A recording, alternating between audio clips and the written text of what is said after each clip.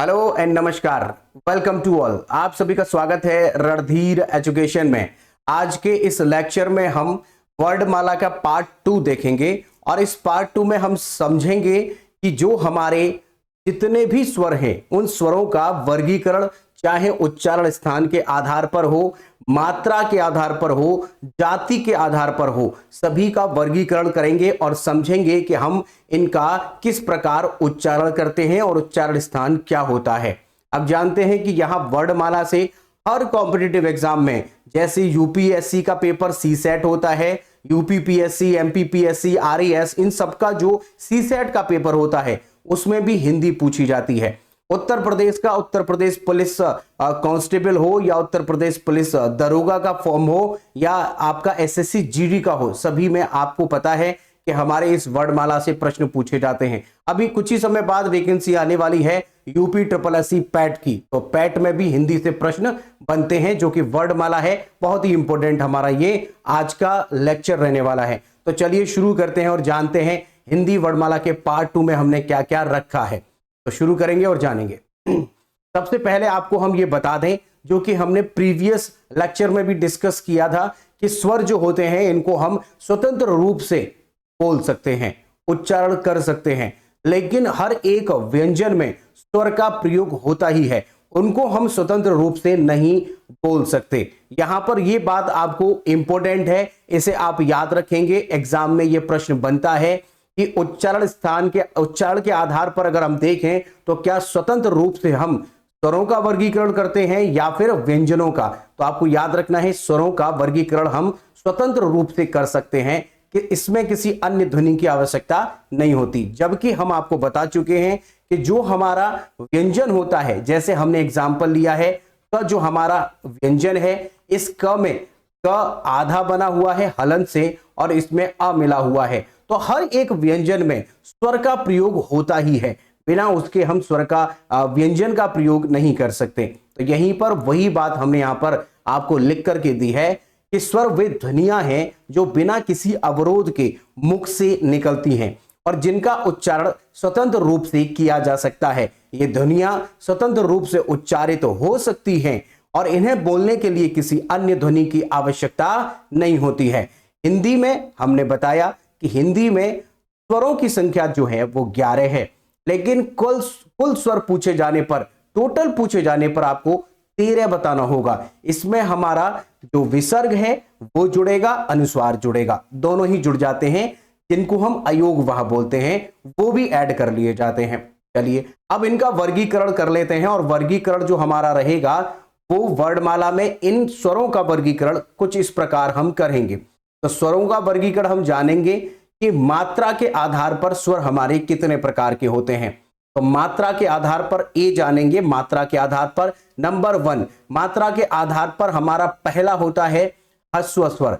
इस ह्रस्व स्वर को अन्य तरह से और भी बोल सकता है लघु स्वर या फिर मूल स्वर या एक मात्रिक। दरअसल इन स्वरों की जो मात्रा होती है वो एक मात्रा प्रयोग की जाती है।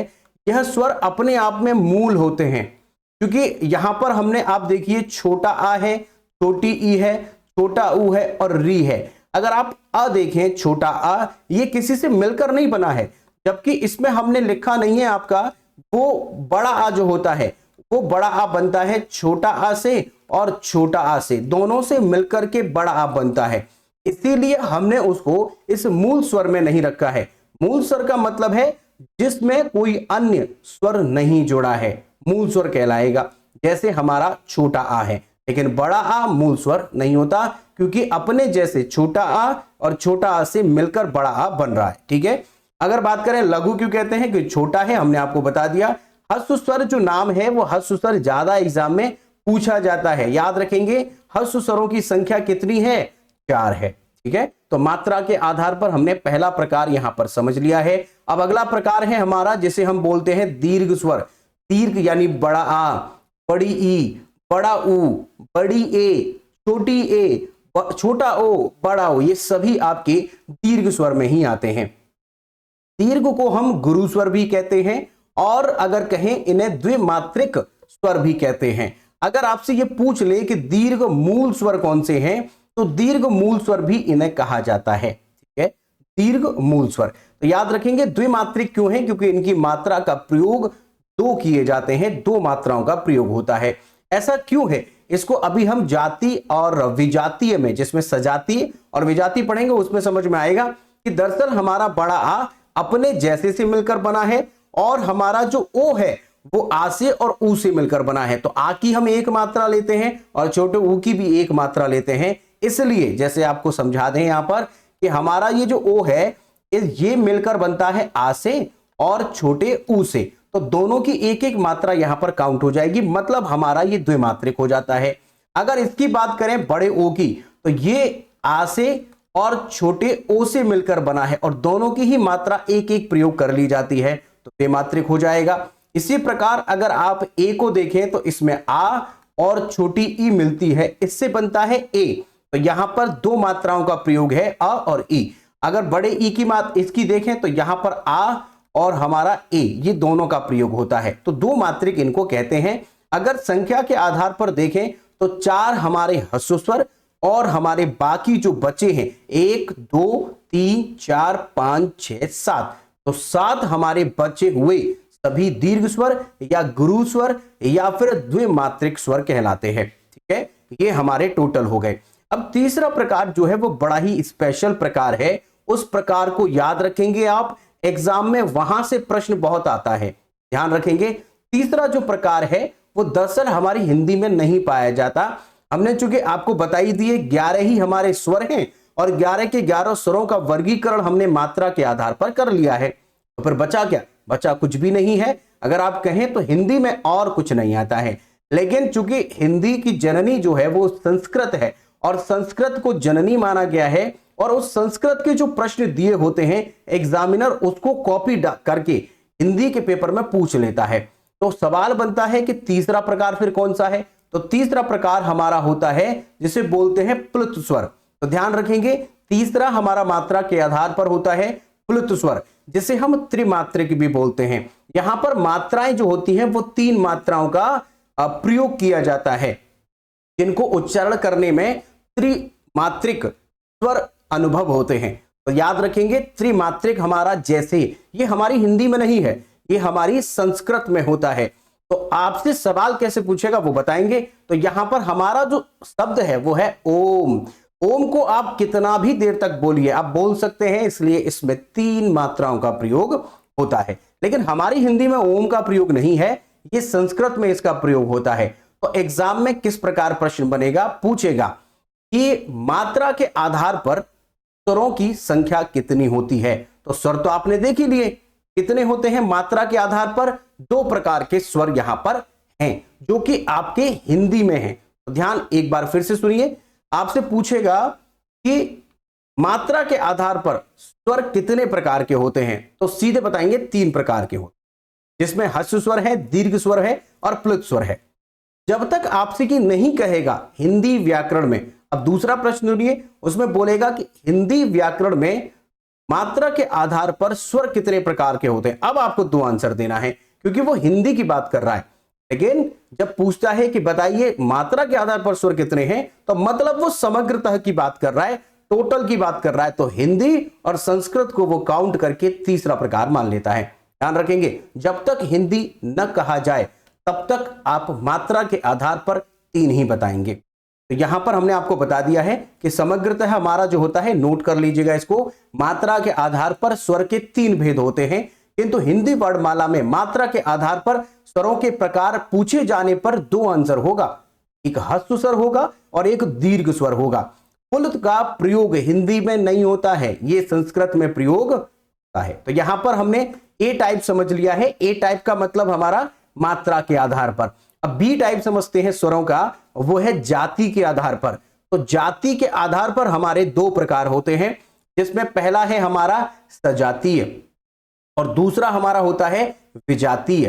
सजातीय का मतलब है जब जो स्वर बनता है वो स्वर यदि अपने ही जैसे दिखने वाले अन्य स्वर से मिलकर बना है तो उसे हम सजातीय कहेंगे। उदाहरण के तौर पर आप देख सकते हैं जैसे बड़ा आ, यहां पर आपको एग्जाम्पल दिख रहा है, उदाहरण दिख रहा है कि बड़ा आ बराबर जो है वो बड़ा आ हमारा बना है, छोटे आ से और दूसरे छोटे आ से, तो यहां पर दोनों अ से मिलकर आ बनता है। इसीलिए चूंकि एक जैसे हैं, एक ही जाति के हैं, तो सजातीय इन्हें कहेंगे।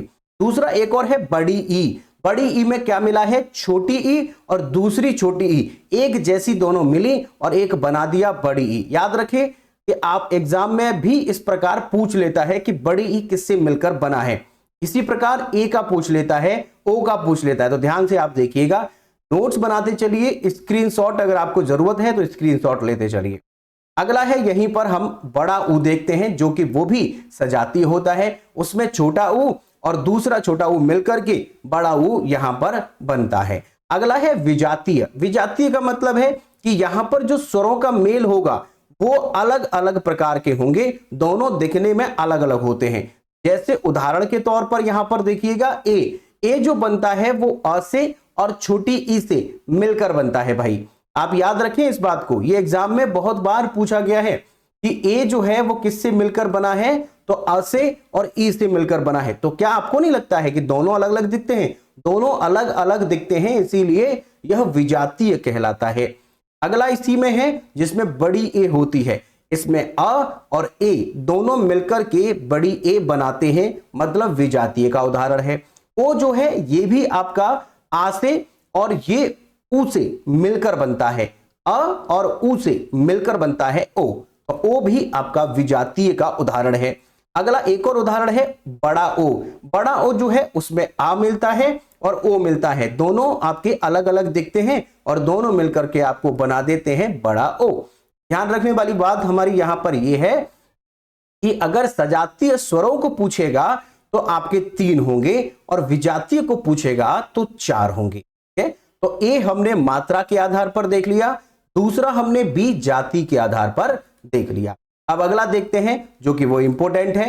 तो देखिएगा, जीव के आधार पर हमारी जो जीव होती है इसके 3 भाग होते हैं, अग्र, मध्य और पश्च। अग्र यानी आगे का भाग, मध्य यानी बीच का भाग और पश्च यानी पीछे का भाग। जब हम इन स्वरों का उच्चारण करते हैं तो हमारी इसी जिह्वा का भाग प्रयोग होता है, कभी अग्र तो कभी पश्च। उसी के आधार पर हम जीव के आधार पर यहां पर स्वरों को देख रहे हैं। तो देखिए अग्र स्वर कौन कौन से हैं।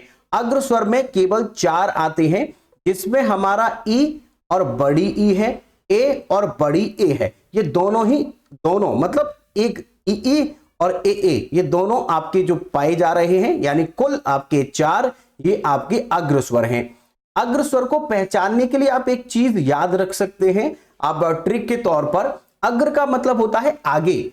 अगर हम इस ई को कुछ इस प्रकार बना दें और बड़ी ई को कुछ इस प्रकार बना दें और ए को चूंकि ऐसे ही बनते हैं ऐसे बना दें, नीचे का कुछ पोर्शन हमने इस प्रकार बना दिया है कि अगर आप इसे खड़े कर दें, जैसे ई को आप खड़ा कर दीजिए, तो आप बताइए कि ये इधर गिरेगा या इधर गिरेगा, किधर गिरने की संभावना है। जैसे हम इसका ये जो घुंटी है ये वाली, इसको हम समझ लें कि ये लोहे की घुंटी है। अब आप बताइए अगर ई को खड़ा कर दिया जाए तो बताइए किधर गिरने की संभावना है? तो पीछे तो नहीं गिरेगा, ये इसके गिरने की संभावना आगे है, अग्र है।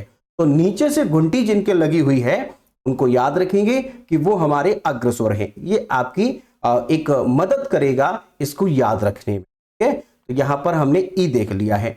अब अगला एक और है जिसको बोलते हैं हम मध्य स्वर। मध्य स्वर जो होता है वो केवल एक होता है जिसकी जीव के आधार पर मध्य से ध्वनि प्रकट होती है। देखिएगा मध्य स्वर कौन सा है? केवल एक ही है और वो हमारा क्या है? छोटा आ। केवल और केवल छोटा आ ही हमारा मध्य स्वर होता है। इस छोटे आ को हम उदासीन, शहीद, हमने जैसा कि आपको पहले बता दिया है, ये इस नाम से भी जाने जाता है जो हमारा छोटा आ है। ठीक है, अगला प्रकार है इसी में तीसरा पश्च स्वर। पश्च का मतलब होता है पीछे, पश्च स्वर। इसमें आपका आएगा बड़ा आ, छोटा ऊ, बड़ा ऊ, छोटा ओ, बड़ा हो, यानी बचे हुए अन्य सभी पश्च स्वर में हो जाएंगे। आपको 2 याद कर लेते हैं, एक तो अग्र स्वर याद रखिए और एक मध्य स्वर याद रखिए। ये याद हो जाते हैं आसानी से, क्योंकि अग्र स्वर की ट्रिक हमने आपको बता दी है घुंटी के आधार पर। दूसरा हमने बता दिया कि मध्य स्वर जो होता है वो केवल छोटा आ है, तो बाकी तो आप याद कर ही सकते हैं, उसको याद करने की विशेष आवश्यकता नहीं है। जो बचेगा वो आपका पश्च स्वर हो जाएगा। ठीक है, तो जीव के आधार पर भी हमने यहां पर देख लिया। अब सी हमने जीभ के आधार पर देखा है, तो डी देखेंगे मुख खुलने के आधार पर। कई कई बार क्या होता है, इन स्वरों का उच्चारण करने में हमारा मुख कभी आधा खुलता है तो कभी पूरा खुलता है, कभी आधा बंद होता है तो कभी पूरा बंद होता है। उसी आधार पर हम यहां पर समझेंगे कि मुख खुलने के आधार पर हमारे स्वर कैसे। तो पहला टाइप है जिसको बोलते हैं समृत स्वर। इस समृत स्वर में जो होता है वो मुख बंद होता है। समृत, समृत में मुख बंद होता है। तो देखिएगा समृत में हमारे 4 आते हैं, जिसमें है इ, ई, उ, ऊ। तो आप देख रहे हैं यहां पर जो हमारे ओष्ठ हैं, जिनको हम होठ कहते हैं, वो ज्यादा नहीं खुल रहे हैं, वो बंद हैं। तो यहां पर इ, ई, उ, ऊ, ये हमारे क्या है। अब आप कहेंगे बंद कहां है, तो बिल्कुल ही बंद कर दोगे तो ऐसे तो नहीं बोल पाओगे ना। तो यहां पर आकार जो दिख रहा है वो बंद जैसा ही दिख रहा है, तो समृत स्वर हो जाएगा। ठीक है, अगला है अर्ध समृत, मतलब मुख आधा बंद होता है इसमें, जिसमें ए, ओ, आधा बंद हो रहा है कि नहीं, ए, ओ। तो दोनों आप याद रखेंगे, समृत और अर्ध समृत। ठीक है, एक में मुख बंद होता है और एक में थोड़ा सा बंद होता है, आधा मुख बंद होता है। ठीक है, अगला तीसरा प्रकार है विव्रत स्वर।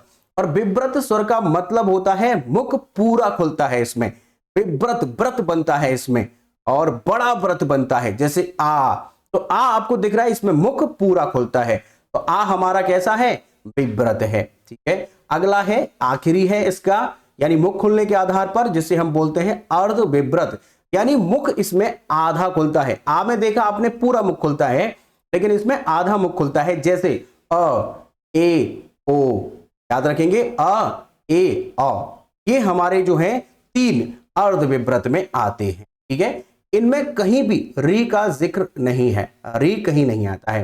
लेकिन क्या होता है कि छात्रों को इसको याद करने में दिक्कत होती है, तो इसका भी सॉल्यूशन मैं आपके लिए लेकर आया हूं अलग से। आपको एक बार मैं आपको बताऊंगा कि आपको कैसे चार्ट बना लेना है अपने लिए, और वो चार्ट के माध्यम से ही आपको याद करना है, एक बार समझ लेना है और स्क्रीनशॉट ले लीजिएगा, आपके काम आएगा। क्योंकि एग्जाम में यहां से समृत, अर्ध समृत, और जब ऑप्शन दिखते हैं तो आपको समझ में नहीं आएगा कि ऑप्शन कौन सा टिक करें, इसलिए बार बार रिवाइज करेंगे और एक बार यहां पर देखेंगे हमने जैसे चार्ट आपके लिए बनाया है वैसे। तो देखिए यहां पर हम आपको आ से लेकर औ तक सभी स्वरों का हमने यहां पर आपको लिख कर दे दिया है।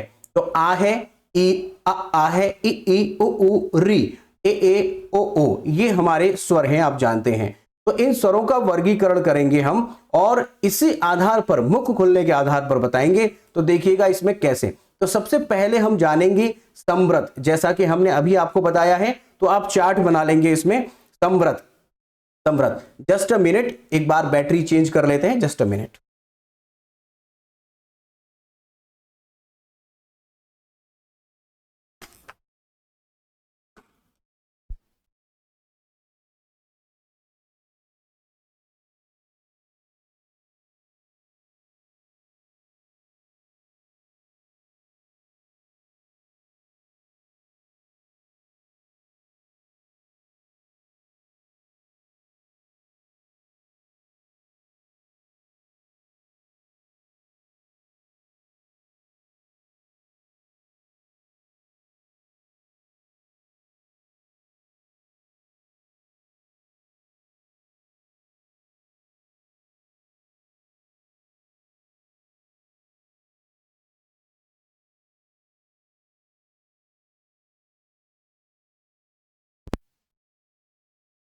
जी, माफी चाहूंगा, बैटरी डाउन थी और मैंने बैटरी चेंज कर दी है। अब आपको आवाज भी आ रही होगी, हो सकता है कि आवाज बीच में थोड़ी ब्रेक हुई हो सकता है ऐसा, क्योंकि बैटरी का यहाँ पर सिंबल दिख रहा है।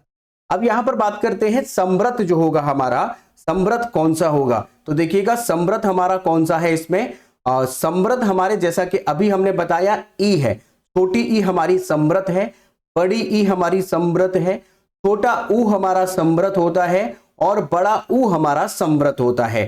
समृत का मतलब है हमारा मुख बंद होता है, ई, उ, हमारा मुख बंद है। अब अगला है अर्ध समृत। अर्ध समृत देखिएगा, चार्ट आपको ऐसे ही ध्यान रखना है।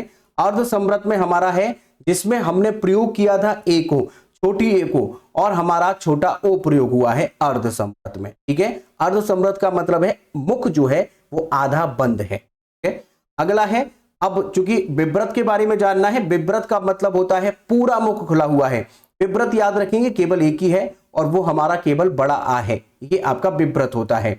इसी में फिर अर्ध विव्रत भी जानना जरूरी है, क्योंकि वो भी आपने देखा अर्ध विव्रत में बाकी जो बचेगा री को छोड़कर वो हो जाएगा जिसमें आ है और हमारा ए है और हमारा बड़ा ओ है, ये हमारा अर्ध विव्रत हो जाएगा। तो ध्यान रखेंगे यहां पर हमने संव्रत, अर्ध संव्रत, विव्रत और अर्ध विव्रत देख लिया है। इसका आप स्क्रीनशॉट ले लीजिए। स्क्रीनशॉट लेने पर आपको ये चार्ट ध्यान रखना है, इस चार्ट के माध्यम से इन विव्रत को और संव्रत को याद कर लीजिएगा, आपकी एग्जाम में ये बहुत मदद करेगा। ठीक है, आगे बढ़ते हैं भाई। आगे देखते हैं कि भाई हमने उच्चारण के आधार पर, उच्चारण स्थान जो होता है उसके आधार पर स्वरों का वर्गीकरण कैसे होगा। आप जानते हैं कि हमारा उच्चारण स्थान जो होता है वो होता है कंठ, तालु, मूर्ध्या, दंत, ओष्ठ। क्रम याद रखेंगे, कंठ, तालु, मूर्ध्या, दंत, ओष्ठ। कंठ यानी यहां से, तालु, मूर्ध्या, दंत दांतों से स्पर्श करती है जिह्वा, और ओष्ठ यानी होंठ। इन प्रकार से भी हमारा ये उच्चारण स्थान होता है, जैसे हमने व्यंजनों का पढ़ा है। अब यहां पर स्वरों का वर्गीकरण में हम देखेंगे कि उच्चारण स्थान के आधार पर कौन कौन से होते हैं। तो देखिएगा, कंठ में छोटा आ और बड़ा आ आता है। जब भी आप छोटा और बड़ा बोलेंगे तो कंठ का प्रयोग ज्यादा होता है, कंठ कंपन करता है। अगला है जिसमें हम तालु पढ़ते हैं, जिसे हम तालव्य कहते हैं, तो इसमें ई, छोटी ई और बड़ी ई प्रयोग होती है। तालव्य के बाद है मूर्ध्या, मूर्ध्या या मूर्धा एक ही बात होती है। मूर्धा जो होता है इसमें हमारा री प्रयोग होता है। एग्जाम में सबसे ज्यादा पूछा जाने वाला प्रश्न है मूर्धा कौन सा स्वर है, तो याद रखेंगे यहां पर री हमारा होता है। दंत्य कोई सा भी स्वर नहीं होता, कोई भी स्वर यदि आप बोलते हैं उसमें दांतों का प्रयोग नहीं होगा। आप चाहें तो प्रयोग करके देख सकते हैं, अ आ, ई, उ, री, ए, ओ, कहीं भी दंत का प्रयोग यानी दांतों से हमारी जो जिह्वा है उसका स्पर्श नहीं हुआ है। आगे है ओष्ठ, यहां पर होठों का प्रयोग होता है, होठों का ही प्रयोग हो रहा है, ओष्ठ हो जाता है। लेकिन इसके बाद और भी प्रकार होते हैं, दो प्रकार और हैं, जिसमें क्या होता है कि जो हमारा कंठ है, कंठ और जो हमारा ओष्ठ है, तो ये दोनों मिलकर के भी एक शब्द बनाते थे। आपने देखा था ना, छोटा ओ जो बनता है वो छोटे आ से और छोटे ऊ से मिलकर बनता है। इसमें आप देख रहे हैं कि छोटा आ आपका कहां आ रहा है, यहां पर आ रहा है, छोटा ऊ आपका यहां पर आ रहा है, और इसीलिए एक नया प्रकार और बन जाता है जिसे बोलते हैं कंठ ओष्ठ। तो कंठ ओष्ठ में क्या है आपका कंठ ओष्ठ, कंठ तालु भी ऐसे ही बनता है, तो तालु वाला हमने यहां पर पहले एग्जांपल ले लिया है। इसमें कंठ का प्रयोग और छोटी ई, जैसा कि आपने देखा कि अ और ई मिलकर के ए बनाते हैं, तो देखिएगा कंठ तालु या कंठ तालव्य हमारा यहां पर स्वर होते हैं, जिसमें हमारा ए आएगा और बड़ा ए आएगा। आप चाहें तो देख सकते हैं, ए जो हमारा बना है उसमें आ और हमारा ई मिला है। आ आपने देखा कि कंठ में है और ई आप देख ही रहे हैं कि हमारा तालु में है, इसीलिए कंठ तालु भी इसे बोलते हैं। यहां पर आप देखें तो इसे आ मिलता है और इसमें ए मिलता है। आप खुद ही देख चुके हैं कि ए हमारा तालु में आता है, ये वाला तालु कंठ तालु में, तो तालु वाला ये हो जाएगा, और अ हमारा कंठ है, तो कंठ तालु आपका रिलेशन बन जाएगा। ठीक है, तालव्य में ही तो आपने ये पढ़ा, ये वाला। ओके, अब अगला है जिसको हम अभी बता रहे थे, जो कि हमारा कंठ ओष्ठ है। इसमें ओ हो जाएगा क्योंकि इसमें आ का प्रयोग हुआ है और हमारा ऊ का प्रयोग हुआ है। आ हमारा कंठ देखिए यहां पर है और ऊ हमारा ओष्ठ यहां पर है, तो कंठ ओष्ठ भी ये कहलाता है, और बड़ा ओ भी कंठ ओष्ठ ही होता है। आपको हमने बता दिया, यहां पर आपका अ प्रयोग हो रहा है और यहां पर ओ प्रयोग हो रहा है। ओ अपने आप में ही कंठ ओष्ठ में आता है, तो कंठ ओष्ठ अ, इसमें अ मिला हुआ है, ओष्ठ तो कंठ ओष्ठ ही हो जाता है। ठीक है भाई, तो यहां पर आपको याद रखना है उच्चारण स्थान के आधार पर एक भी स्वर दंत्य नहीं होता, ये जरूर याद रखेंगे। ठीक है, आगत स्वर क्या होता है, आगत स्वर जो होता है इसमें हमारा यहां पर माफ करिएगा, ये हमारा ऐसे लिखा जाता है, आ लिखा और ऊपर से इस तरीके से ये ऐसे ऐसे लिखा जाता है, यहां पर ऐसे कर देते हैं, ये ऐसे इस प्रकार लिखा जाता है। जैसे डॉक्टर है, कॉलेज है, जो ऊपर है ना, हॉस्पिटल है, हॉस्टल है, इनके ऊपर ये आगत स्वर का मतलब है हमारे यहां का स्वर नहीं है, इसे दरअसल बाहर से लिया गया है, आया हुआ है, आगत स्वर है। इसीलिए इसका प्रयोग हमारी हिंदी में तो नहीं होता है, लेकिन आगत स्वर पूछता है तो आपको बता देना है जिन स्वरों में। देखिए अब इसमें जितने भी शब्द लिखे जाते हैं वो सब अंग्रेजी के स्वर, अंग्रेजी के शब्द होते हैं। उन्हीं को जब आप लिखेंगे तभी आप इस आगत स्वर का प्रयोग करेंगे। जैसे डॉक्टर बताइए अंग्रेजी का शब्द है ना, चिकित्सक होता तो हिंदी का शब्द हो जाता। कॉलेज यानी विद्यालय, तो विद्यालय हिंदी का है लेकिन कॉलेज अंग्रेजी का शब्द है। उसी प्रकार हॉस्पिटल है, हॉस्टल है, ये सब आपके क्या हैं, आपके कैसे शब्द हैं, अंग्रेजी के हैं। तो अंग्रेजी में ही हमारा इन आगत स्वर का प्रयोग होता है। ठीक है, यहां पर हमने ये भी आपको बता दिया। अब कुछ प्रश्न कर लेते हैं और प्रश्न हमारे इंपोर्टेंट हैं। आप इसी से रिलेटेड जो हमने अभी यहां पर स्वरों को जाना उसी से रिलेटेड यहां पर प्रश्न पूछ रहे हैं और मैं उम्मीद करता हूं कि आप इनका आंसर बहुत आसानी से कर पाएंगे। देखिए पहला प्रश्न हमारा है, जिनका उच्चारण स्वतंत्रता से होता है और जो व्यंजन के उच्चारण में सहायक होते हैं उसे हम क्या कहते हैं। मतलब कहने का है कि वो बोलने में एकदम स्वतंत्र होते हैं, लेकिन अगर हमें कभी भी व्यंजन को बोलना होता है तो उनका प्रयोग करवाना आवश्यक होता है। तो जैसा कि अभी आपको बताया, आंसर हमारा इसमें क्या हो जाएगा, स्वर हो जाएगा। तो स्वर हमारा यहां पर आंसर है। ठीक है, ऐसे स्वर ही तो होते हैं, इन्हें हम स्वतंत्र प्रयोग कर सकते हैं। अगला है, वर्ण तालिका में अनुस्वार, ह्रस्व, दीर्घ और प्लुत क्या होते हैं। जो वर्ण माला है, वर्ण तालिका है, इसके अनुसार ह्रस्व, दीर्घ और प्लुत ये क्या होते हैं। तो अभी आपने जाना स्वर है, व्यंजन है, मात्रा है, विसर्ग है। अभी आपने जाना कि वो क्या है, स्वर है। मात्रा के आधार पर ही तो आपने देखे, जिसमें एक मात्रिक है, जिसे ह्रस्व, प्लुत, दीर्घ हमने मात्रा के आधार पर देखे थे। यहां पर हमारा आंसर हो जाएगा स्वर। अगला प्रश्न है, जिह्वा के आधार पर स्वर कितने प्रकार के होते हैं, यानी जीव के आधार पर। अभी जस्ट हमने बताया कि जीव के कितने भाग, 3 भाग होते हैं, अग्र, मध्य और पश्च। अग्र, मध्य और पश्च। अग्र में हमारा वो स्वर आते हैं जिनकी घुंटी आगे की तरफ गिरने की संभावना होती है, जैसे ई, ए, दोनों ई और दोनों ए हमारी किस में आती हैं, इसी अग्र में आती हैं। मध्य में केवल छोटा आता है जिसे हम उदासीन बोलते हैं, और पश्चिम में बाकी बचे हुए सभी पश्चिम में आ जाते हैं। तो यहां पर आंसर हमारा कितना हो जाएगा, 3, अग्र, मध्य और पश्चिम। अगला प्रश्न देखिए, अर्ध विव्रत स्वर कौन सा है। अभी जस्ट आपको हमने चार्ट बना करके दिखाया था, अर्ध विव्रत स्वर कौन सा है। तो अर्ध विव्रत जिसमें हमारा जो मुख है वो आधा खुलता है, ऐसा ही तो होगा। संव्रत में पूरा बंद रहता है, अर्ध संव्रत में आधा बंद रहता है, विव्रत में पूरा खुलता है, अर्ध विव्रत में आधा खुलता है। तो यहां पर आप आंसर कर सकते हैं, हमारा ए है, ए। ठीक है, ए हमारा यहां आंसर हो जाएगा। अब अगला प्रश्न देखिए क्या है, निम्न में कंठ्य वर्ण कौन सा है। अभी हमने बताया कि वर्णों को भी हम उच्चारण स्थान के आधार पर वर्गीकृत करते हैं, जिसमें कंठ, तालु, मूर्ध्या, दंत, ओष्ठ होता है। और वर्णमाला जब पढ़ रहे थे, फर्स्ट पार्ट हमने जब किया था तो उसमें हमने आपको वर्ग भी बताए थे, क, च, ट, त, प, क वर्ग कंठ्य, इस प्रकार बताया था ना। उसको भी अगर आपने वो पार्ट 1 नहीं देखा है तो पार्ट 1 भी जरूर देख लीजिएगा। और उसके बाद अब इसके बाद हमारा जो है पार्ट 3 भी आएगा, इसमें हम पूरा फाइनलाइज करेंगे, वो हमारा आखिरी पार्ट होगा इस वर्णमाला का। ठीक है, वर्णमाला आपकी समाप्त हो जाएगी। तो यहां पर आंसर क्या है, इसे आप कमेंट करके हमें बताइए कि कंठ्य वर्ण कौन सा है। अ है, उ है, अ है, ई है, बड़ी ई है। निम्न में कंठ्य वर्ण कौन सा है, उ, अ, ई। चारों में से कौन सा ऑप्शन है, आप लिखिएगा प्रश्न नंबर 5 यानी क्वेश्चन 5। आंसर जो आपको लगता है से आप कमेंट करिएगा। तो कमेंट करना आवश्यक है। अगर आपका कोई प्रश्न है, कोई डाउट है, कुछ पूछना चाहते हैं या कुछ सुझाव देना चाहते हैं तो यू आर मोस्ट वेलकम, आप कमेंट करिए। हम आपके कमेंट को सीरियसली लेंगे और आपका जवाब भी जरूर देंगे। अगर चैनल पर आप पहली बार आए हैं या अभी तक चैनल आपने सब्सक्राइब नहीं किया है तो सब्सक्राइब जरूर कर लीजिएगा। और सब्सक्राइब के साथ साथ अगर आपको लगता है कि आपको हम इस लेक्चर के माध्यम से कुछ दे पाए हैं तो प्लीज इसे लाइक जरूर करिएगा, अपने फ्रेंड्स के साथ में शेयर करिएगा। इसके अलावा आप हमसे जुड़ सकते हैं फेसबुक पर, टेलीग्राम पर और इंस्टाग्राम पर। फेसबुक पर जुड़ने का फायदा और टेलीग्राम पर जुड़ने का फायदा होगा कि टेलीग्राम पर डेली करंट अफेयर हम क्विज फॉर्म में कराते हैं और सभी करंट अफेयर का पीडीएफ भी आपको प्रोवाइड कराते हैं। जैसा कि आप जानते हैं कि हमारे यहाँ पर वीकली करंट अफेयर होता रहता है, उसके पीडीएफ भी आपको यहीं पर प्रोवाइड होंगे। और जो भी लेक्चर हम लेते हैं उसकी कोई इंफॉर्मेशन हो या कोई अन्य जानकारी हमें देनी हो तो हम टेलीग्राम के माध्यम से भी आपको देते हैं। जरूर ज्वाइन करें। और ज्वाइन करने के लिए आसान है, कुछ नहीं करना होता है, आप चाहें तो डिस्क्रिप्शन में भी हमने लिंक दे दिया, डायरेक्ट क्लिक करिए, ज्वाइन हो जाइए।